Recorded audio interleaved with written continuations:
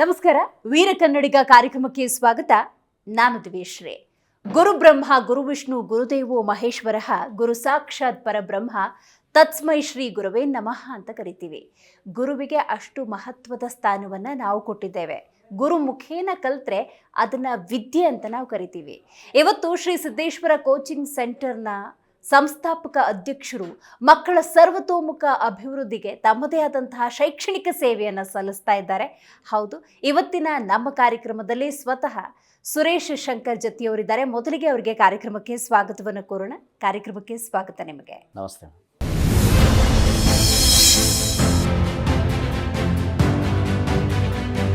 Shri Suresh Shankara Jatti, Shri Siddeshwara coaching centre ಅಧ್ಯಕ್ಷರಾಗಿರೋ Suresh Shankara Jatti ಅವರು ಮಕ್ಕಳ ಶೈಕ್ಷಣಿಕ ಪ್ರಗತಿಗೆ ಶ್ರಮಿಸುತ್ತಿದ್ದಾರೆ. ಸೈನಿಕ ಶಾಲೆ, ನವೋದಯ ಸೇರಿದಂತೆ ಇತರೆ ಶಾಲೆಗಳಿಗೆ ಪ್ರವೇಶ ಬಯಸುವ ಮಕ್ಕಳಿಗೆ ತರಬೇತಿ ನೀಡಿ 100ಕ್ಕೆ 100 ಫಲಿತಾಂಶ ಕೊಡುತ್ತಿದ್ದಾರೆ. ಯಾವುದೇ ಸವಾಲನ್ನು ಎದುರಿಸೋ ಮನೋಸ್ಥೈರ್ಯ ಇರುವ ಇವರ ಗರಡಿಯಲ್ಲಿ ಮಕ್ಕಳು ಪಾದರಸದಂತೆ ತಯಾರಾಗ್ತಿದ್ದಾರೆ. ಮಕ್ಕಳಿಗೆ ಇವರು ಹಲವು ರೀತಿಯಲ್ಲಿ ತರಬೇತಿ ನೀಡ್ತಾ ಇದ್ದು, ಇಲ್ಲಿ ತಯಾರಾದ ಮಕ್ಕಳು ತಮ್ಮ ಗುರಿ ತಲುಪುವಲ್ಲಿ ಯಶಸ್ವಿಯಾಗುತ್ತಿದ್ದಾರೆ. ಈ ಮೂಲಕ ಶೈಕ್ಷಣಿಕ ಪ್ರಗತಿಗೆ ಜತ್ತಿ ಅವರು ತಮ್ಮದೇ ಆದ ಕೊಡುಗೆ ನೀಡುತ್ತಿದ್ದಾರೆ. ಇವರಿಗೆ ಜಿ ಕನ್ನಡ ನ್ಯೂಸ್ ವೀರ ಕನ್ನಡಿಗ ಅವಾರ್ಡ್ ನೀಡಲು ನಮಗೆ ಹೆಮ್ಮೆಯಾಗುತ್ತಿದೆ.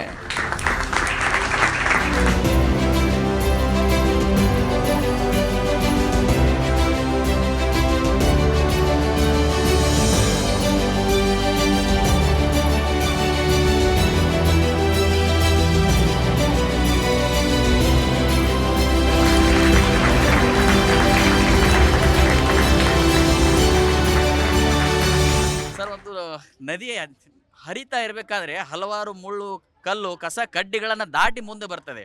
ನಮ್ಮ ಜೀವನದಲ್ಲಿ ನಾವು ಏನಾದರೂ ಸಾಧನೆ ಮಾಡಬೇಕಂದಾಗ ಸಮಾಜದಲ್ಲಿ ಹಲವಾರು ಅಡೆತಡೆಗಳು, ಕಷ್ಟ, ಕಾರ್ಪಣ್ಯಗಳು ಬರ್ತಾವೆ. ಯಾವುದಕ್ಕೂ ತಲೆ ಕೆಡಿಸಿಕೊಳ್ಳಲಾರದೆ ನಮ್ಮ ಗುರಿಯತ್ತ ಮಾತ್ರ ನಾವು ಲಕ್ಷ್ಯ ಕೊಟ್ಟು ಹಗಲಿರುಳು ಶ್ರಮಪಟ್ಟು ಒಂದು ಪ್ರಾಮಾಣಿಕ ಪ್ರಯತ್ನ ಮಾಡಿದಾಗ ನಮ್ಮ ಜೀವನದಲ್ಲಿ ಯಶಸ್ವಿ ವ್ಯಕ್ತಿ ಆಗೇ ಆಗ್ತೀವಿ ಅಂತೇಳಿ ನಾನೇ ಅವರಿಗೆ ಒಂದು ಉದಾಹರಣೆ ಅಂತೇಳಿ ನಾನು ಹೇಳಕ್ಕೆ ಇಷ್ಟಪಡ್ತೇನೆ. ಮಕ್ಕಳ ಸರ್ವತೋಮುಖ ಅಭಿವೃದ್ಧಿಗೆ, ಅವರ ಶೈಕ್ಷಣಿಕ ಪ್ರಗತಿಗೆ ಒಂದು ಶೈಕ್ಷಣಿಕ ಸೇವೆಯನ್ನು ನೀವು ನಿರಂತರವಾಗಿ ಸಲ್ಲಿಸ್ಕೊಂಡು ಬಂದಿದ್ದೀರಿ. ಏನು ಪ್ರೇರಣೆ ಆಯಿತು ನಿಮಗೆ ಅಂತ? ಮೂಲತಃ ನಾನು ಮಹಾರಾಷ್ಟ್ರ ರಾಜ್ಯದ ಜತ್ ತಾಲೂಕ ಮುಚ್ಚಂಡಿ ಅನ್ನೋಂಥ ಕುಗ್ರಾಮ, ಗಡಿನಾಡು ಊರು. ಆ ಊರಲ್ಲಿ ಜನಿಸಿದಂಥ ನಾನು ಕನ್ನಡ ಮಾಧ್ಯಮ ಶಾಲೆಯನ್ನೇ ಆಯ್ಕೆ ಮಾಡಿಕೊಂಡೆ. ಮಹಾರಾಷ್ಟ್ರದಲ್ಲಿದ್ದರೂ ಕೂಡ ಮರಾಠಿ ಮಾಧ್ಯಮ ಶಾಲೆಗಳಿದ್ದು, ಕನ್ನಡ ಮಾಧ್ಯಮ ಶಾಲೆಯನ್ನು ಆಯ್ಕೆ ಮಾಡಿಕೊಂಡು 4ನೇ ತರಗತಿಯಲ್ಲಿದ್ದಾಗ ನಾನು ಶಿಕ್ಷಕನಾಗಬೇಕು ಅನ್ನುವಂಥ ಒಂದು ಆಶಯ ಮನೋಭಾವನೆ ನನ್ನಲ್ಲಿತ್ತು. ಅದೇ ಒಂದು ಗುರಿಯನ್ನು ಇಟ್ಟುಕೊಂಡು D.Ed ಪದವಿಯನ್ನು ಮುಗಿಸಿಕೊಂಡು ನನ್ನ 19ನೇ ವಯಸ್ಸಿನಲ್ಲಿ ಶಿಕ್ಷಕ ಹುದ್ದೆಗೆ ಪದಾರ್ಪಣೆ ಮಾಡಿದೆ. ನಾನು ಶಿಕ್ಷಕನಾಗಿ ಒಂದು ಪ್ರತಿಷ್ಠಿತ ಶಿಕ್ಷಣ ಸಂಸ್ಥೆಯಲ್ಲಿ ಸೇವೆಯನ್ನು ಪ್ರಾರಂಭ ಮಾಡಿದೆ. ಹಾಗೆ ನನ್ನ ಆ್ಯಕ್ಟಿವಿಟೀಸ್, ನನ್ನ ಒಂದು ವ್ಯಕ್ತಿತ್ವವನ್ನು ನೋಡಿ ಅಲ್ಲಿರುವಂಥ ಸಂಸ್ಥೆಯ ಮುಖ್ಯಸ್ಥರು ಒಂದು 2-3 ವರ್ಷ ಆದ ನಂತರ ಕಚೇರಿ ಗುಮಾಸ್ತನಾಗಿ ಕೆಲಸ ಮಾಡು ಅಂತೇಳಿ, ಯಾಕಂದರೆ ಅಟ್ರಾಕ್ಷನ್ ಮಾಡ್ಕೊತೀರಿ ನೀವು ಪೇರೆಂಟ್ಸಿಗೆ, ಮಕ್ಕಳಿಗೆ ಯಾವ ಥರನೂ ಗೊತ್ತಿದೆ ಅಂಥೇಳಿ ಕಚೇರಿ ಗುಮಾಸ್ತನಾಗು ಅಂತೇಳಿ ಕೆಲಸವನ್ನು ಕೊಟ್ಟರು. ತದನಂತರ ಮತ್ತೆ ನನ್ನ ಆ್ಯಕ್ಟಿವಿಟೀಸನ್ನು ನೋಡಿಕೊಂಡು ಇಡೀ ಒಂದು ಬ್ರ್ಯಾಂಚ್ ಮ್ಯಾನೇಜ್ಮೆಂಟೇ ಕೊಟ್ಬಿಟ್ರು. ಸಂಸ್ಥೆಯ ಸಂಸ್ಥಾಪಕರು ಆಡಳಿತಾಧಿಕಾರಿ ಅನ್ನುವಂಥ ಹುದ್ದೆಯನ್ನು ಕೊಟ್ಟರು. ಕೋವಿಡ್ವರೆಗೂ ಅದೇ ಸಂಸ್ಥೆಯಲ್ಲಿ ಸುಮಾರು 14 ವರ್ಷಗಳ ಕಾಲ ಸೇವೆಯನ್ನು ಸಲ್ಲಿಸಿದೆ.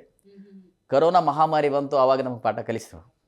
ಆ ಒಂದು ಉದ್ಯೋಗ ಕಳ್ಕೊಂಡಿವಿ, ಎಲ್ಲವನ್ನು ಬಿಟ್ಬಿಟ್ಟು ಬೀದಿಗೆ ಬಂದುಬಿಟ್ವಿ.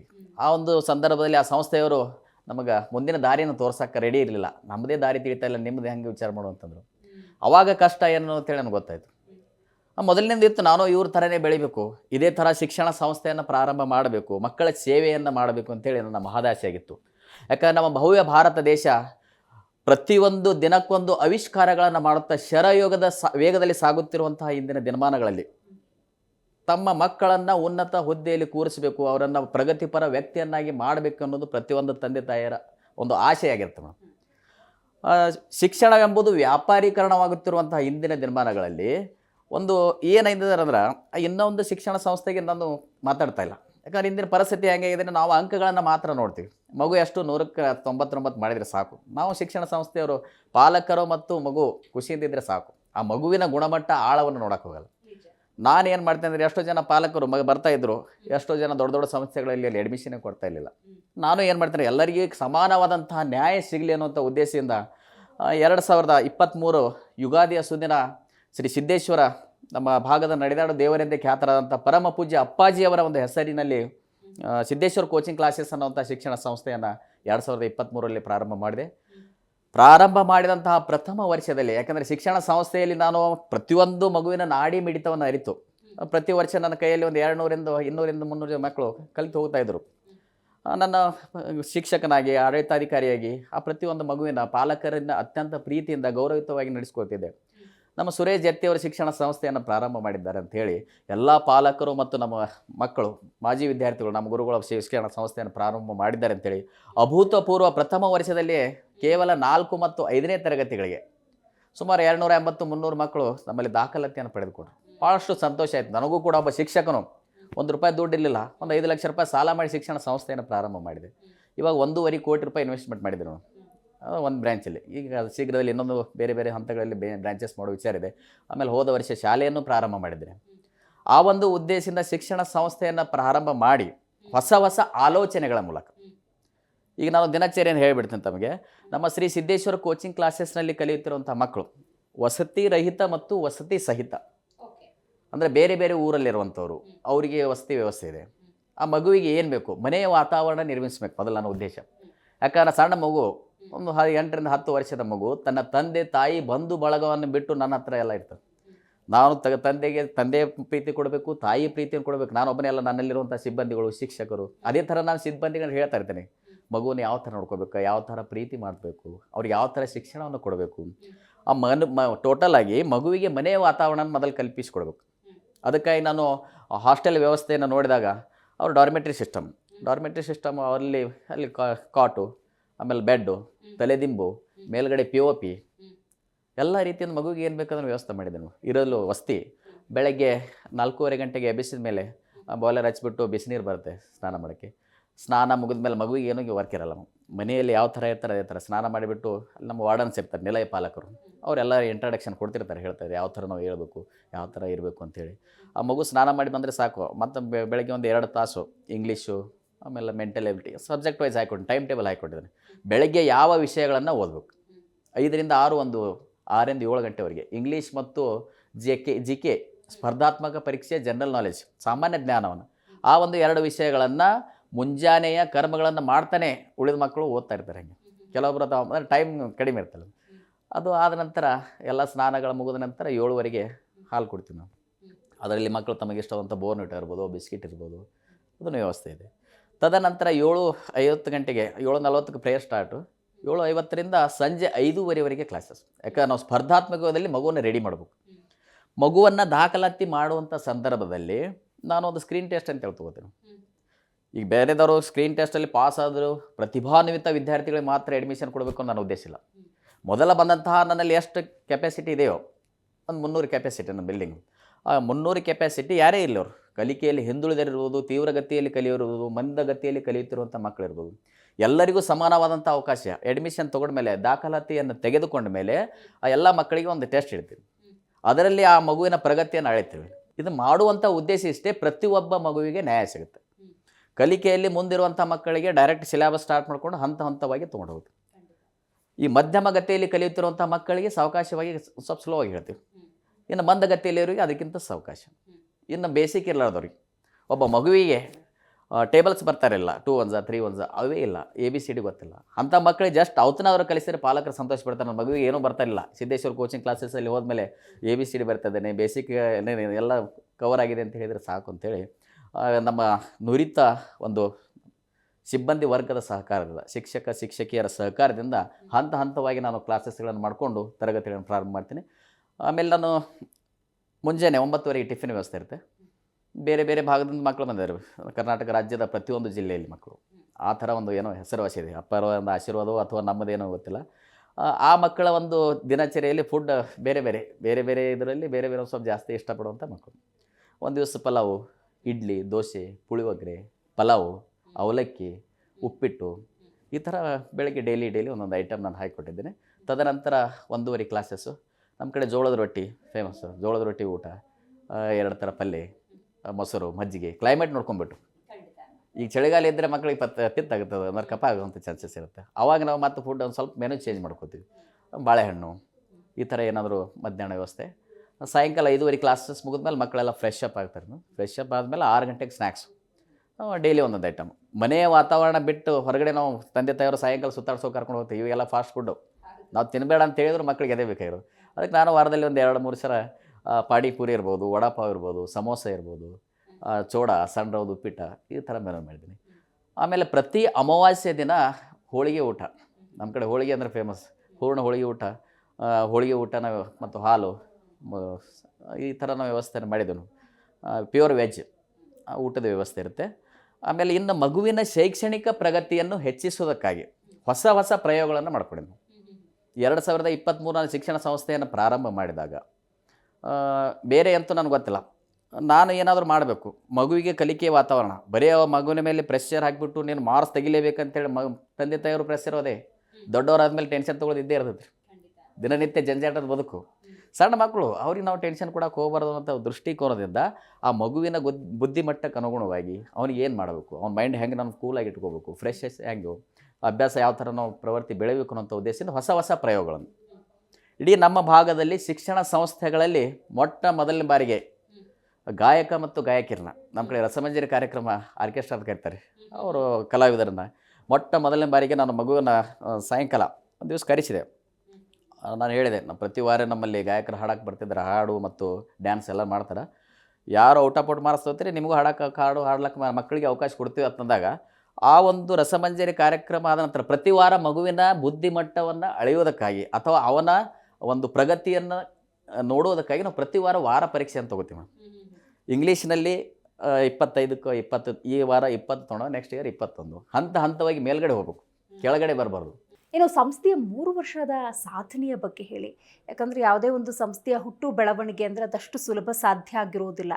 ಮೊದಲಿಗೆ ಒಂದು ಪ್ರಯತ್ನ, ನಂತರ ಅದು ದೊಡ್ಡ ಮಟ್ಟಕ್ಕೆ ಬೆಳವಣಿಗೆಯನ್ನು ಕಂಡುಕೊಳ್ಳುತ್ತೆ ಅಂದರೆ ನಿಮ್ಮ ಶ್ರಮ ಇರ್ಬೋದು, ಸಿಬ್ಬಂದಿಯ ಸಹಕಾರ ಮತ್ತು ಆ ಇಚ್ಛೆ ಬಲವಾಗಿದ್ದಲ್ಲಿ ಮಾತ್ರ ಇದೆಲ್ಲವೂ ಸಾಧ್ಯ ಆಗುತ್ತೆ. ಆ 3 ವರ್ಷದ ಸಾಧನೆಯನ್ನು ಉಲ್ಲೇಖ ಮಾಡೋದಾದರೆ ಏನು ಹೇಳ್ತೀರಿ? ಸಿದ್ದೇಶ್ವರ ಶಿಕ್ಷಣ ಸಂಸ್ಥೆ, ಸಿದ್ದೇಶ್ವರ ಕೋಚಿಂಗ್ ಕ್ಲಾಸಸ್ ಸ್ಪರ್ಧಾತ್ಮಕ ಪರೀಕ್ಷೆ 5ನೇ ತರಗತಿ ಮಕ್ಕಳು 5ನೇ ತರಗತಿಯಲ್ಲಿದ್ದಾಗ ಅಖಿಲ ಭಾರತೀಯ ಸೈನಿಕ ಶಾಲೆ, ನವೋದಯ, ರಾಷ್ಟ್ರೀಯ ಮಿಲಿಟರಿ ಶಾಲೆ, ವಿವಿಧ ಸ್ಪರ್ಧಾತ್ಮಕ ಪರೀಕ್ಷೆಗಳಿಗೆ 5ನೇ ತರಗತಿ ಮಕ್ಕಳನ್ನು ನಾವು ಅಣಿಗೊಳಿಸ್ಬೇಕು. ಆ ಒಂದು ಪರೀಕ್ಷಾ ಪದ್ಧತಿ ಮತ್ತು ಪ್ರಶ್ನೆ ಪತ್ರಿಕೆಯನ್ನು ನೋಡಿದಾಗ ನಾವು ಸ್ಪರ್ಧಾತ್ಮಕ ದೊಡ್ಡವರು ಬರ್ತೀವಿ, ಬ್ಯಾಂಕಿಂಗ್ ಎಕ್ಸಾಮ್ ಇರ್ಬೋದು, KS, IAS, PSI, CET, TET level question paper, ಅಂಥ ಒಂದು ಕಠಿಣವಾದಂತಹ ಪರೀಕ್ಷೆಗೆ ಮಗುವನ್ನು ಸಿದ್ಧಗೊಳಿಸೋದು ಅದು ಸಾಮಾನ್ಯ ಮಾತಲ್ಲ. ಆ ಮಗುನ ಆ ಥರ ಹಂತ ಕಲಿತಿರಬೇಕು. ಅದರ ಪ್ರೆಷರ್ ಜಾಸ್ತಿ ಹಾಕ್ಬಾರ್ದು, ಯಾಕಂದ್ರೆ ಅದ್ರ ಮೆಂಟಲಿ ಸ್ಟ್ರೆಸ್ ಆದರೆ ಮತ್ತೆ ಸಮಸ್ಯೆ ಆಗ್ತದೆ. ಎಲ್ಲವನ್ನು ನೋಡಿಕೊಂಡೇ ನಾವು ಆ ಅಭ್ಯಾಸವನ್ನು ಹೇಳಬೇಕು. ಈ ಥರ ನಾನು ಹೊಸ ಪ್ರಯೋಗಗಳನ್ನು ಮಾಡ್ತಾ ವಾರಕ್ಕೂ ಮೆಡಿಟೇಷನ್ ಇರ್ಬೋದು, ಯೋಗ ಇರ್ಬೋದು, ಇಂಥ ಹೊಸ ಪ್ರಯೋಗಗಳನ್ನು ಮಾಡ್ತಾ ಮಗುವಿಗೆ ಇನ್ನೊಂದು ಏನು ಮಾಡಿದೆ ಅಂದರೆ, ನಾನು ವಾರ ಪರೀಕ್ಷೆಯಲ್ಲಿ ಅತಿ ಹೆಚ್ಚು ಅಂಕಗಳನ್ನು ತೆಗೆದುಕೊಂಡಂಥ 10 ಮಕ್ಕಳಿಗೆ ವಿಜಯಪುರ ಜಿಲ್ಲೆ ಏನಂದ್ರೆ ಐತಿಹಾಸಿಕ ತಾಣ ಗೋಲ್ ಗುಂಬಜ್ ಇರ್ಬೋದು, ಉಪ್ಲಿ ಬುರ್ಜ್, ಬಾರಾಕಮಾನ, ಇಂಥ ಹಲವಾರು ಪ್ರೇಕ್ಷಣೀಯ ಸ್ಥಳಗಳಿಗೆ ಮಾಹಿತಿಯನ್ನು ಮಕ್ಕಳಿಗೆ ಕೊಟ್ಟಂಗೂ ಆಯಿತು, ಅವರಲ್ಲಿ ಸ್ಫೂರ್ತಿ ತುಂಬುವಂಥ ಕೆಲಸವನ್ನು ಮಾಡಿದಂಗೂ ಆಯಿತು ಅನ್ನೋ ಉದ್ದೇಶದಿಂದ ಅನುಭವ. ಯಾರು ಟಾಪ್ 10 ಇರ್ತಾರೆ ಅಂಥವ್ರಿಗೆ ಮಾತ್ರ ನಾನು ಕರ್ಕೊಂಡು ಹೋಗ್ತೀನಿ ಅಂತ ಹೇಳಿ ಅವರು ಆ ಪ್ರೇಕ್ಷಣೀಯ ಸ್ಥಳವನ್ನು ಅಥವಾ ಪ್ರವಾಸಕ್ಕೆ ಹೋಗಬೇಕು ಅನ್ನುವಂಥ ಒಂದು ಮಕ್ಕಳಲ್ಲಿ ಉತ್ಸಾಹ, ನಾನು ಕೂಡ ಸ್ಕೋರ್ ಮಾಡಬೇಕಂತೇಳಿ ಅವರಲ್ಲಿ ಸ್ಪರ್ಧಾತ್ಮಕ ಮನೋಭಾವ ಬೆಳೀತು. ಈ ಥರ ಮಾಡಿ ಪ್ರತಿಯೊಂದು ಶಿಕ್ಷಣ ಸಂಸ್ಥೆಯಲ್ಲಿ ಪ್ರತಿಯೊಂದು ಮಗು ಶೈಕ್ಷಣಿಕವಾಗಿ ಉನ್ನತಿ ಅಂದರೆ ಇಂಪ್ರೂವ್ಮೆಂಟ್ ಆದರೆ ಅದೇ 1ನೇ ವರ್ಷದಲ್ಲಿ ಪರೀಕ್ಷೆಗೆ ಕುಳಿತಂಥ 23 ಮಕ್ಕಳಲ್ಲಿ 7 ಮಕ್ಕಳು ಸೈನಿಕ ಶಾಲೆಗೆ ಆಯ್ಕೆಯಾದರು, 2 ಮಕ್ಕಳು ನವೋದಯ ಶಾಲೆಗೆ, ಉಳಿದಂಥ ಕೇವಲ ಒಂದೇ ಮಗು ಮಾತ್ರ ಆಯ್ಕೆ ಆಗಲಿಲ್ಲ. ಉಳಿದವರೆಲ್ಲ ಮೊರಾರ್ಜಿ ದೇಸಾಯಿ ಆ ಕಡೆ ಈ ಕಡೆ ಸೆಲೆಕ್ಷನ್ ಆಗಿ ಬಹಳಷ್ಟು ಸಂತಸವನ್ನು ಹೆಚ್ಚಿಸುವುದಲ್ಲದೆ ಇಡೀ ಕರ್ನಾಟಕ ರಾಜ್ಯವೇ ನಮ್ಮಂತೆ ನೋಡುವಂತಾಯಿತು. ಬಹಳ ಪ್ರಮುಖವಾಗಿ ನಿಮ್ಮ ಆಲೋಚನೆ ಇಷ್ಟು ದೊಡ್ಡ ಮಟ್ಟಕ್ಕೆ ಸಾಕಾರಗೊಂಡಿದೆ ಅಂತ ಹೇಳಿದ್ರೆ ನಿಮ್ಮ ಸ್ನೇಹಿತರಿರ್ಬೋದು, ನಿಮ್ಮ ಸಿಬ್ಬಂದಿ ಇರ್ಬೋದು, ನೀವು ಹೇಳಿದ್ದನ್ನು ಯಥಾವತ್ತಾಗಿ ಪಾಲನೆ ಮಾಡುವಂತಹ ನಿಮ್ಮ ಸಹೋದ್ಯೋಗಿಗಳು, ಇವ್ರ ಬಗ್ಗೆ ಹೇಳಿ. ಅವರ ಸಹಕಾರ ಯಾವ ರೀತಿ ಇದೆ? ಈಗ ಯಾವುದೇ ಒಂದು ಶಿಕ್ಷಣ ಸಂಸ್ಥೆ ಇರ್ಬೋದು ಬೆಳಿಬೇಕಾದ್ರೆ ಸಿಬ್ಬಂದಿಯವ್ರು ಭಾಳ ಸಹಕಾರ ಅವಶ್ಯಕ. ಪಿಲ್ಲರ್ ಇದ್ದಂಗೆ ಬಿಲ್ಡಿಂಗ್. ನಾವು ಮಾರ್ಗದರ್ಶನ ಕೊಡ್ತೀವಿ, ಅವ್ರು ಮಾಡೋರು ಅವರು. ಈಗ ನಾವು ಯಾವ ಥರ ಮಾಡಬೇಕು ಅನ್ನೋದು ಮಾರ್ಗದರ್ಶನ ಕೊಡ್ತೀವಿ. ಬೇರೆ ಕೆಲಸದಲ್ಲಿ ನಿರತ ಇರ್ತೀವಿ ಅಥವಾ ಏನಾದರೂ ಕೆಲಸ ಇರುತ್ತೆ. ಆ ಒಂದು ಸಂದರ್ಭದಲ್ಲಿ ನಮ್ಮ ಆಡಳಿತಾಧಿಕಾರಿಯಾದಂಥ ಮಧು ಬಿರಾದರದು, ಧರ್ಮಪತ್ನಿ ಕಾರ್ಯದರ್ಶಿಯಾದಂಥ ನೀಲಾ ಜತ್ತಿ ಅವರು, ಆಮೇಲೆ ಸಹೋದರಿ ರಾಜೇಶ್ವರಿ ಮುಳ್ಜಿ ಅವರು, ಇವರ ಒಂದು ಆಡಳಿತದ ಅವರ ಮಾರ್ಗದರ್ಶನದಲ್ಲಿ ಸಿಬ್ಬಂದಿ ವರ್ಗದವರು, ಗಣಿತ ಇರ್ಬೋದು, BE MTech ಆದವರು ಪೃಥ್ವಿ ಅಂತಿದ್ದಾರೆ, ಆಮೇಲೆ ರಾಘವೇಂದ್ರ ರಾಠೋಡ್ ಅನ್ನೋಂಥವ್ರು, ಆಮೇಲೆ ಇನ್ನೂ ಹಲವಾರು ಸಿಬ್ಬಂದಿಗಳು, ಇವರೆಲ್ಲರೂ ಏನು ಮಾಡ್ತಾರೆ, ಅವರಲ್ಲಿ ಭೇದ ಭಾವ ಇಲ್ಲದೆ ಒಂದು ಟಾರ್ಗೆಟ್ ಅವ್ರಲ್ಲಿ ನಾವೆಲ್ಲರೂ ಒಂದಾಗಿದ್ರೆ ಮಾತ್ರ ಈ ಸಂಸ್ಥೆಯ ಯಶಸ್ಸು ನಂದು ಒಬ್ಬನೇ ಯಶಸ್ಸಲ್ಲ, ಅವರೆಲ್ಲರೂ ಯಶಸ್ಸು, ಮಕ್ಕಳ ಯಶಸ್ಸು, ಪಾಲಕರ ಸಹಕಾರ. ಯಾಕಂದ್ರೆ ಬೆಳಗ್ಗೆ ನಾನು 7:30 ಕ್ಲಾಸ್ ಸ್ಟಾರ್ಟ್ ಮಾಡ್ತೇನೆ ಅಂದರೆ ಅಲ್ಲಿ ವಿಜಯಪುರದಲ್ಲಿರುವಂಥ ವಿದ್ಯಾರ್ಥಿ ಪಾಲಕರು ತಾಯಂದರು ಪಾಪ ಈಗ ಬೆಳಗ್ಗೆ ಏಳೋದೇ ಭಾಳ ಕಡಿಮೆ. ಅಂಥದ್ರಲ್ಲಿ 5 ಗಂಟೆಗೆ ಎದ್ದು ಮಗುವನ್ನು ರೆಡಿ ಮಾಡು, ಟಿಫಿನ್ ಮಾಡಿಬಿಟ್ಟು ಮಾರ್ನಿಂಗ್ ಟಿಫಿನು ಮಧ್ಯಾಹ್ನ ಊಟವನ್ನು ಕೊಟ್ಟು ಕಳಿಸ್ಬೇಕು ಮಗು. ಆ ಥರ ಪಾಲಕರ ಸಹಕಾರ ಇದೆ. ಮಗುವಿನ ಒಂದು ಆಸಕ್ತಿ, ನಮ್ಮ ಸಿಬ್ಬಂದಿ ವರ್ಗದ ಕಠಿಣ ಪರಿಶ್ರಮ, ಅದೇ ರೀತಿಯಾಗಿ ಅಡಿಗೆ ಸಿಬ್ಬಂದಿ ನಾವು ಕಸ್ತೂರಿ ಆಂಟಿ ಅಂತ ಕರಿತೀವಿ. ಸುಮಾರು 15 ವರ್ಷದಿಂದ ನನ್ನ ಹತ್ರ ಕೆಲಸ ಮಾಡ್ತಾರೆ. ನಾನು ಬೇರೆ ಸಂಸ್ಥೆಯಲ್ಲಿ ಇದ್ದಾಗ ನಾನು ಆಡಳಿತಾಧಿಕಾರಿದಾಗ ಅವ್ರು ಕೆಲಸ ಮಾಡ್ತಾಯಿದ್ರು. ಅದೇ ಒಂದು ಆ ಕಸ್ತೂರಿ ಇರ್ಬೋದು, ನೀಲಮ್ ಆಂಟಿ ಇರ್ಬೋದು, ಅವರ ಒಂದು ಅಡಿಗೆ ಕೈ ರುಚಿಯನ್ನು ನೋಡಿದರೆ ನಾನು ಸುಮ್ಮನೆ ಹೇಳ್ತಾ ಇರಲಿಲ್ಲ. ನಾನು ಯಾವಾಗ ಶಿಕ್ಷಣ ಸಂಸ್ಥೆಯನ್ನು ಪ್ರಾರಂಭ ಮಾಡಿದ್ದೀನಿ 90% ಅಂದರೆ ಜಾಸ್ತಿ ಊಟ ಮಾಡೋದು ಶಾಲೆಯಲ್ಲಿ. ವೆರೈಟಿ ಸಿಗುತ್ತೆ. ಮಕ್ಕಳ ಜೊತೆ ಕುಳಿತು ಊಟ ಮಾಡೋದು, ಮಕ್ಕಳೊಂದಿಗೆ ಬೆರೆಯುವಂಥ ಒಂದು ನೆಮ್ಮದಿ ಅದರಲ್ಲೂ ಇಲ್ಲ. ಮನೆಯಕ್ಕಿಂತ ಮಕ್ಕಳ ಜೊತೆ ಊಟ ಮಾಡ್ತೀರಿ. ಅಲ್ಲಿ ಒಂದು ಆಹಾರ ಪದ್ಧತಿಯನ್ನು ನೋಡಿದಾಗ ಆಮೇಲೆ ಯಾರಾದರೂ ಪಾಲಕರಿದ್ದರೆ ಕೆಲವೊಬ್ರು ಕಡೆ ನೋ ಅಡ್ಮಿಷನ್ ಅಂತ ಬರ್ತಿರ್ತಾರೆ ಅಡುಗೆ ಮನೆಗೆ. ನಮ್ಮಲ್ಲಿಲ್ಲ, ಹೋಗಿ ನೋಡ್ಬೋದು ಯಾವ ಥರ ಐಟಮ್ ತರ್ತೀವಿ, ಏನು ಮಾಡ್ತೀವಿ ನೋಡ್ಬೋದು. ಎಲ್ಲ ಫ್ರೆಶ್ ವೆಜಿಟೇಬಲ್ಸು. ಪ್ರತಿಯೊಬ್ಬ ಪಾಲಕರು ತಮ್ಮ ಮಕ್ಕಳನ್ನು ಬೇರೆ ಶಾಲೆಗಳಲ್ಲಿ ಅಥವಾ ವಸತಿ ಶಾಲೆಗಳಲ್ಲಿ ಸೇರಿಸೋ ಸಂದರ್ಭದಲ್ಲಿ ಅಲ್ಲಿನ ವಾತಾವರಣ ಹೇಗಿರುತ್ತಪ್ಪ, ಮೂಲ ಸೌಕರ್ಯಗಳು ಹೇಗಿರುತ್ತಪ್ಪ, ಮನೆಯ ಒಂದು ವಾತಾವರಣವನ್ನು ನಿರ್ಮಾಣ ಮಾಡ್ತಾರಾ, ಏನೇ ಅಂದರೂ ಹೊರಗಿನವರು ಅನ್ನುವಂತಹ ಭಾವನೆ ಇರುತ್ತೆ. ಆದರೆ ಆ ನಂತರ ತಮ್ಮ ಮಕ್ಕಳನ್ನು ಸೇರಿಸಿದ ನಂತರದ ಸಂದರ್ಭದಲ್ಲಿ ಪಾಲಕರು ನಿಮ್ಮ ಜೊತೆ ಯಾವ ರೀತಿ ಅನುಭವಗಳನ್ನು ಹಂಚಿಕೊಂಡಿದ್ದಾರೆ? ಈಗ ಪಾಲಕರು ನನ್ನ ಮ್ಯಾಗ ಒಂದು ವಿಶ್ವಾಸವನ್ನು ಇಟ್ಕೊಂಡು ಮಗುವನ್ನು ತಂದು ಸೇರಿಸಿರ್ತಾರೆ. ನಾನು ಮೊದಲೇ ಹೇಳಿದ ಹಾಗೆ ಮಗುವನ್ನು ಡಿವೈಡ್ ಮಾಡ್ಕೊಂಡಿರ್ತೀನಿ. ಯಾವುದಿಲ್ಲ ಅದನ್ನು ಮೊದಲು ನಾನು ಹೇಳಿಕೊಟ್ಟಾಗ ನನ್ನಲ್ಲಿರುವಂಥ 95% 100ಕ್ಕೆ 100 ಇನ್ನೂ ಎಲ್ಲ ಪಾಲಕರನ್ನು ಖುಷಿಯಾಗಿಡುವಂಥದ್ದು ಭಾಗ್ಯ ಸಿಕ್ಕಿಲ್ಲ ನನಗೆ. ಯಾಕಂದರೆ 95% ಪಾಲಕರು ಮಕ್ಕಳು ಪ್ರಗತಿ ಹೊಂದ್ತಾ ಇದ್ದಾರೆ. ಇನ್ನೊಂದು 5% ಮಕ್ಕಳು ಸ್ವಲ್ಪ ಭಾಳಷ್ಟು ಕಲಿಕೆಯಲ್ಲಿ ಹಿಂದುಳಿದಿರ್ತಾರೆ. ಈಗ 95% ಮಕ್ಕಳು ಭಾಳಷ್ಟು ಕಲಿಕೆಯಲ್ಲಿ ಪ್ರಗತಿಯಲ್ಲಿ ಹಿಂದುಳಿದ್ರು ಕೂಡ ಪಾಲಕರಿಗೆ ಸಂಸ್ಥೆ ಬಗ್ಗೆ ಅಪಾರವಾದಂಥ ಗೌರವ. ಏನೇ ಕೊಂದು ಕೊರತೆ ಇದ್ದರೆ ನನಗೆ ಗೈಡೆನ್ಸ್ ಮಾಡ್ತಾರೆ, ಯಾವ ಥರ ಮಾಡಬೇಕು, ಸಲಹೆ ಸೂಚನೆಗಳನ್ನು ಕೊಡ್ತಾರೆ. ಜೊತೆ ಸರಿ ಹಿಂಗೆ ಆಗಬಾರ್ದಾಗಿತ್ತು, ಈ ಥರ ಆಗಬೇಕು ಅಂತ ಅತ್ಯಂತ ಪ್ರೀತಿಯಿಂದ ಕಾಳಜಿಯಿಂದ ಸಂಸ್ಥೆ ನಮ್ಮದು ಅನ್ನುವಂಥ ಹೆಮ್ಮೆಯಿಂದ ಪಾಲಕರ ಸಹಕಾರ ಅಭೂತಪೂರ್ವವಾಗಿತ್ತು. ಯಾಕಂದರೆ ಈಗ ಪಾಲಕರು ಮಕ್ಕಳನ್ನು ಕಳಿಸಿಕೊಟ್ಟಾಗ ಮಾತ್ರ ನಾನು ಏನೋ ಅಂತೇಳಿ ತೋರಿಸಬಲ್ಲೆ. ನಮ್ಮ ಸಿಬ್ಬಂದಿ ವರ್ಗದವ್ರು ಮಗುವನ್ನು ತಯಾರು ಮಾಡಬಲ್ಲರು. ಪಾಲಕರನ್ನು ಮಾತಾಡಬಲ್ಲಿಲ್ಲ, ನಾವು ಏನೂ ಮಾಡೋಕ್ಕಾಗಲ್ಲ. ಅದಕ್ಕೆ ಪಾಲಕರು, ಬಂಧು ಬಳಗದವರು, ಸ್ನೇಹಿತ ವರ್ಗದವರು, ಆಮೇಲೆ ಇನ್ನೊಂದು ನಾನು ಹೇಳಬೇಕು. ಸರ್ ಹೇಳ್ತಿರ್ತಾರೆ ನಮ್ಮ ಬಗ್ಗೆ ಎಲ್ಲಿ ಹೇಳಬೇಡಿ ಅಂತೇಳಿ. ನಮ್ಮ ಮಾಧ್ಯಮ ಮಿತ್ರರ ದೃಶ್ಯ ಮಾಧ್ಯಮ ಪತ್ರಿಕಾ ರಂಗ ಏನೋ ಗೊತ್ತಿಲ್ಲ, ನನ್ನ ಸುರೇಶ್ ಜೊತೆ ಅಂದರೆ ಅವರಿಗೊಂದು ಅಪಾರವಾದಂಥ ಪ್ರೀತಿ, ಯಾವಾಗಲೂ ನನ್ನ ಜೊತೆನೇ ಇರ್ತಾರೆ. ಆಮೇಲೆ ರಾಜಕೀಯ ಮುಖಂಡರು ಎಲ್ಲವರು BJP, ಕಾಂಗ್ರೆಸ್ಸು, JDS ಎಲ್ಲ ಪಕ್ಷದವ್ರ ಜೊತೆ ನಾನು ಇರ್ತೀನಿ. ರಾಜಕೀಯ ರಹಿತವಾಗಿ ಏನೋ ನನ್ನ ಪೂರ್ವಜನ್ಮದ ಪುಣ್ಯ. ಮೂಲತಃ ಮಹಾರಾಷ್ಟ್ರದವನಿದ್ದರೂ ಕೂಡ ವಿಜಯಪುರ ಜಿಲ್ಲೆಯ ಪ್ರತಿಯೊಂದು ಹಳ್ಳಿಯಲ್ಲಿ ನಾನು ಗುರುತಿಸದ ವ್ಯಕ್ತಿ ಇಲ್ಲ. 35 ವರ್ಷದಲ್ಲಿ ಅಷ್ಟೊಂದು ಹೆಸರುವಾಸಿ ಮಾಡಿಟ್ಟಿದ್ದಾರೆ. ಇದೇ ರೀತಿಯಾಗಿ ಅವರ ಪ್ರೀತಿ ವಿಶ್ವಾಸದಿಂದ ನಾನು ಈಗಾಗಲೇ ಒಂದು ಶಾಲೆಯನ್ನು ಪ್ರಾರಂಭ ಮಾಡಿದ್ದೇನೆ, ನೀಲಾಂಬಿಕಾ ಅಂತೇಳಿ. ಮುಂದಿನ ದಿನಮಾನಗಳಲ್ಲಿ ಕೋಚಿಂಗ್ ಜೊತೆಗೆ ಶಾಲೆ, ನೀಲಾಂಬಿಕಾ ಸ್ಕೂಲ್ ಇರ್ಬೋದು ಅಥವಾ ಸಿದ್ದೇಶ್ವರ ಕೋಚಿಂಗ್ ಕ್ಲಾಸಸ್ ಜೊತೆಗೆ ಸಿದ್ದೇಶ್ವರ ಶಾಲೆ ಇರ್ಬೋದು. ಯಾಕಂದರೆ ನಾನು ಕೋಟ್ಯಾಂತರ ರೂಪಾಯಿ ದುಡ್ಡು ಬೇಕು. ನಾನೊಬ್ಬ ಬಡ ಶಿಕ್ಷಕನಾಗಿ ಶಿಕ್ಷಣ ಸಂಸ್ಥೆಯನ್ನು ಪ್ರಾರಂಭ ಮಾಡಿ ಬಂದಂಥ ದುಡ್ಡು, ಆಮೇಲೆ ನಾನು ಇಷ್ಟು ಫೀಸ್ ಅಷ್ಟೇ ನಮ್ಮ ಪ್ರಸ್ತುತ 13 ಜನ ಮಕ್ಕಳು ನಮ್ಮಲ್ಲಿ ಫ್ರೀಯಾಗಿ ಕಲಿತಾಯಿದ್ರು. ₹1 ಶುಲ್ಕವನ್ನು ತೊಗೊಂಡಿಲ್ಲ. ಆ ಮಕ್ಕಳ ಹೆಸರನ್ನು ಕೂಡ ನಾನು ಯಾರಿಗೂ ಹೇಳಿಲ್ಲ, ಬಹಿರಂಗಪಡಿಸಿಲ್ಲ. ಯಾಕಂದ್ರೆ ಅವ್ರು ನಾವು ಏನು ಮಾಡ್ತೀವಿ, ನಾವು ನಮ್ಮ ಸಂಸ್ಥೆ ಅಥವಾ ನಮ್ಮ ಬಗ್ಗೆ ಬಿಲ್ಡಪ್ ಕೊಡೋದಕ್ಕೋಸ್ಕರ ಆ ಮಗುವಿನ ಎಲ್ಲೇ ಒಂದು ಕಡೆ ಕೊಂದು ಹೋಗುತ್ತೆ. ಈ ಮಗುವಿಗೆ ತಾಯಿ ಇಲ್ಲ, ತಂದೆ ಇಲ್ಲ, ಇವನಿಗೆ ನಾನು ಫ್ರೀ ಕೊಡ್ತೇನೆ ಅಂತೇಳಿ ಯಾರ ಮುಂದೆ ಹೇಳ್ಕೊಂಡಿಲ್ಲ. ಇವತ್ತೇನೋ ಒಂದು ಸ್ವಲ್ಪ ಬಾಯಿಗೆ ಅಂತ ಹೇಳಿದೆ ನಾನು. 13 ಜನ ಮಕ್ಕಳು ಫ್ರೀ ಉಚಿತವಾಗಿ ಕಲಿತಾ ಇದ್ದರೆ ಯಾರಾದರೂ ಶಾಲಾ ಶುಲ್ಕ ಸರ್ ನನ್ನ ಹತ್ರ ಎಷ್ಟೇ ಇದೆ ಅಂದಾಗ ಅಷ್ಟೇ ಕೊಡಿ ಸಾಕು, ನಾನು ಜಾಸ್ತಿ ಇಲ್ಲ, ನಾನು ಇಲ್ಲೇ ಏನೂ ಇಲ್ಲ ಅಂದಾಗ ನಾನು. ನೀವು ಈ ಕ್ಷಣದಲ್ಲಿ ಇವತ್ತು ಶೈಕ್ಷಣಿಕ ಕ್ಷೇತ್ರದಲ್ಲಿ ಅಭೂತಪೂರ್ವ ಸಾಧನೆಯನ್ನು ಮಾಡಿದ್ದೀರಿ. ಇಂಥವ್ರಿಗೆ ನಾನು ಧನ್ಯವಾದ ಹೇಳಬೇಕು. ಇವರೆಲ್ಲರೂ ನನಗೆ ಸಹಕಾರ ಕೊಟ್ಟಿದ್ದಾರೆ ಅನ್ನೋದಾದರೆ ಯಾರನ್ನೆಲ್ಲ ನೆನಪಿಸ್ಕೊಳ್ತೀರಿ? ಈ ಒಂದು ಸಂದರ್ಭದಲ್ಲಿ ನನ್ನನ್ನು ಈ ಧರೆಗೆ ತಂದಂತಹ ನನ್ನ ಪೂಜ್ಯ ತಂದೆ ತಾಯಿಯರಾದಂಥ ಶಂಕರ್ ಹಾಗೂ ಮಹಾದೇವಿ ಜತ್ತಿಯವರಿಗೆ, ನನ್ನ ಊರಿನ ಗ್ರಾಮಸ್ಥರು, ಯಾಕಂದರೆ ನಾನು ಶಿಕ್ಷಣ ಸಂಸ್ಥೆಯನ್ನು ಪ್ರಾರಂಭಿಸಿದಂಥ ಮೊದಲ ವ್ಯಕ್ತಿ ನಮ್ಮ ಊರೊಳಗೆ ನಾನೇ. ಇಲ್ಲಿವರೆಗೆ ಯಾರೂ ಶಿಕ್ಷಣ ಸಂಸ್ಥೆಯನ್ನು ತೆಗೆದಿಲ್ಲ, ಅಂದರೆ ಇಂಡಿಪೆಂಡೆಂಟಾಗಿ ಒಬ್ಬೊಬ್ಬರೇ. ಆ ಊರಲ್ಲಿರುವಂಥ ನಮ್ಮ ಊರಿಂದ ಅಲ್ಲಿ ಊರಲ್ಲಿರುವಂಥ ಜನರ ಸಹಕಾರ, ಅವ್ರ ರಿಲೇಟಿವ್ಸ್ ಇರ್ಬೋದು, ಅವ್ರಿಗೆ ಹೇಳ್ತಾರೆ ನಮ್ಮ ಊರಿನ ಹೆಮ್ಮೆ ಶಿಕ್ಷಣ ಸಂಸ್ಥೆ ಬೆಳೆಸೋಣ, ಉಳಿಸೋಣ, ಇನ್ನೂ ಉತ್ತರವಾಗಿ ಬೆಳೀಲಿ ಅಂತೇಳಿ. ಆಮೇಲೆ ನಮ್ಮ ಶಾಲೆಯಲ್ಲಿ ಕೆಲಸ ಮಾಡುತ್ತಿರುವಂತಹ ಶಿಕ್ಷಕಿಯರು ಮೇನ್ ನನ್ನ ಆಧಾರ ಸ್ತಂಭಗಳು, ನನ್ನ ಬಲಗೈ ಅವರೇ. ಅವ್ರು ಇರಲಿಲ್ಲ ಅಂದ್ರೆ ನಾವು ಏನು ಮಾಡೋಕ್ಕಾಗಲ್ಲ. ಅವರಿಗೆ ನಾನು ವಿಶೇಷವಾದಂತಹ ಧನ್ಯವಾದಗಳನ್ನು ಹೇಳ್ತಾ ಇದ್ದೇನೆ.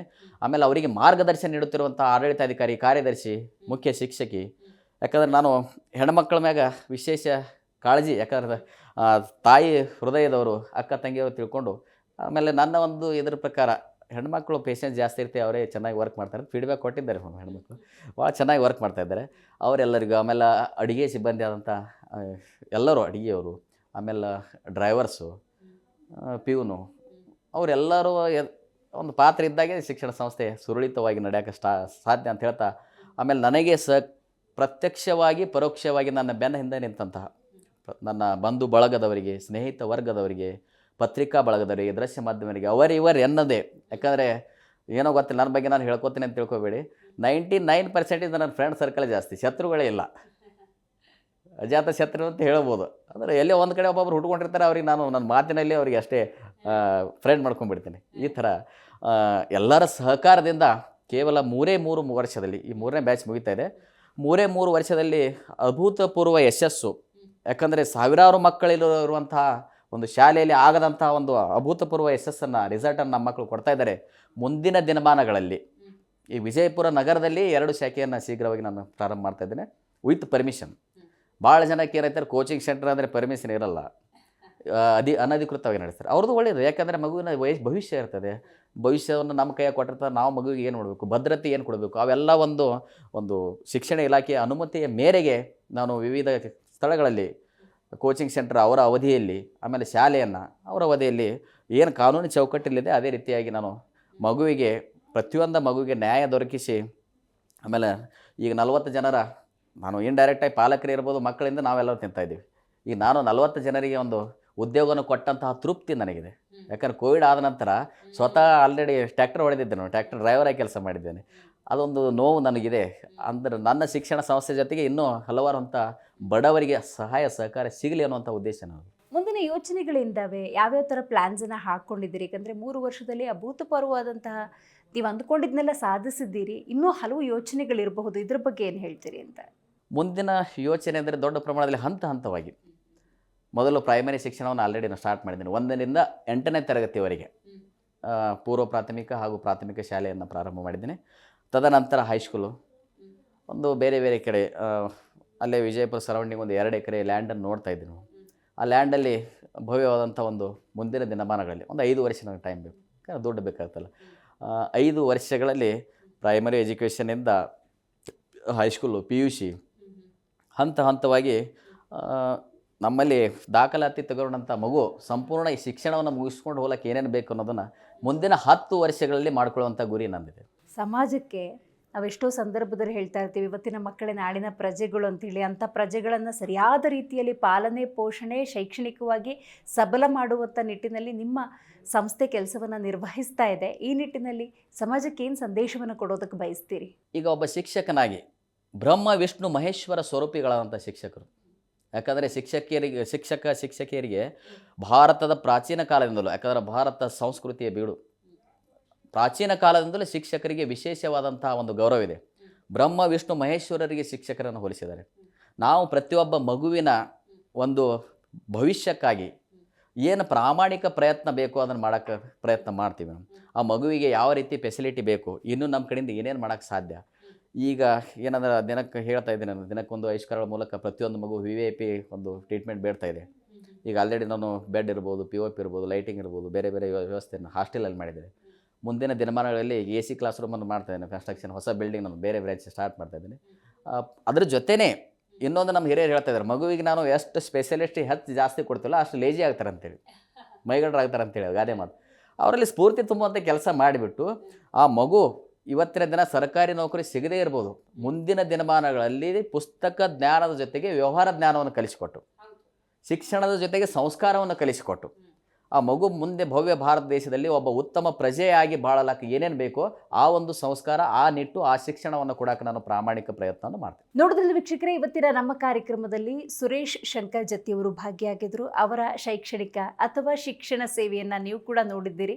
ಮುಂದಿನ ಹಲವಾರು ಯೋಚನೆಗಳಿದ್ದಾವೆ, ಇನ್ನು ದೊಡ್ಡ ಮಟ್ಟದಲ್ಲಿ ಶಾಲೆಯನ್ನು ತಗೊಂಡು ಹೋಗಬೇಕು ಅನ್ನುವಂತಹ ಬಯಕೆಯನ್ನು ಇಟ್ಟುಕೊಂಡಿದ್ದಾರೆ. ಆ ನಿಟ್ಟಿನಲ್ಲಿ ಅವರ ಆಸೆಗಳೆಲ್ಲವೂ ಕೂಡ ಆದಷ್ಟು ಬೇಗ ಸಾಕಾರಗೊಳ್ಳಿ ಅಂತ ಹೇಳ್ತಾ ಇವತ್ತಿನ ಕಾರ್ಯಕ್ರಮವನ್ನು ಮುಗಿಸೋಣ.